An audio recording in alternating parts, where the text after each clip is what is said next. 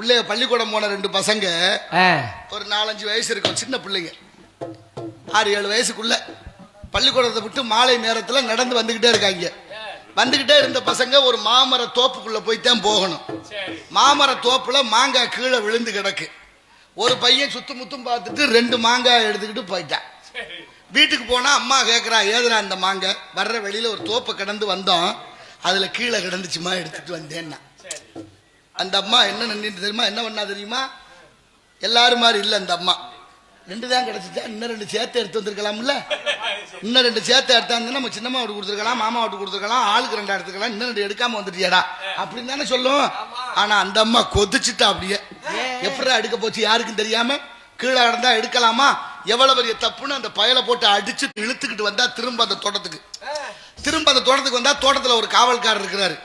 அந்த காவல்காரர் பாக்குறாரு, என்ன இந்த அம்மா அந்த பயலை போட்டு இப்படி அடிச்சு இழுத்துக்கிட்டு வராளே அப்படின்னு. ஆமா, ஏமா என்ன பிரச்சனை? ஒன்னும் இல்லையா, அந்த பையன் என் பையன் பள்ளிக்கூடம் விட்டு வரும்போது இந்த தோப்புல 2 மாங்காய் கிடந்துச்சான், எடுத்துட்டு வந்துட்டான். அவன் செஞ்சது தப்புத்தான், அதனால அவனுக்கு தண்டனை கொடுத்து கூட்டிட்டு வந்து இந்தாங்க உங்கள்கிட்ட மாங்கான்னு கொடுத்தான். அவர் சொன்னாரு, அட என்னம்மா 2 மாங்காய் வேணா பறிச்சான், கீழே விழுந்து கிடந்துச்சு, அதை பிள்ளை எடுத்துட்டு போறான் சின்ன பிள்ளைன்னு நானே பார்த்துட்டு பார்க்காத மாதிரி இருந்துட்டேன், நீ போய் இதுக்கு போய் இவ்வளவு தூரம் வந்து கூட்டிட்டு வந்துட்டு அடிச்சு போற பிள்ளைய போட்டு அப்படின்னு அவர் சொன்னாரு. சொன்னா, நீ நினைக்கிற மாதிரி இல்லையா, இன்னைக்கு 2 மாங்காய் திருடுனவன் நாளைக்கு 20 திருடுவேன், 20 200 ஆகும். இந்த சமுதாயத்துல அவன் குற்றமானவன், திருடங்கிற பேர் வாங்கணுமா?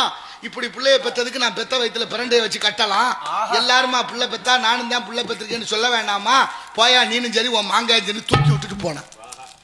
அப்படி தூக்கி வீசிட்டு போன அந்த தாய் யாரு, அந்த பிள்ளை யாருன்னு தெரியுமா? இந்த உலகத்துல எதை வேண்டுமானாலும் பணம் இருந்தா வாங்கிக்கலாம், எதை வேணாலும் காசு தான் ஜாதிக்குது, பணம் தான் எல்லாத்துக்கும் மூல காரணம்.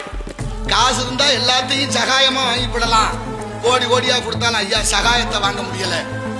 நெஞ்சம் நிமிர்த்து லஞ்சம் தவிர்த்துன்னு வாழ்ந்த ஐயா IAS ஆட்சியாளர் ஐயா சகாயம் தான் அந்த ஆம்பளை பிள்ளை.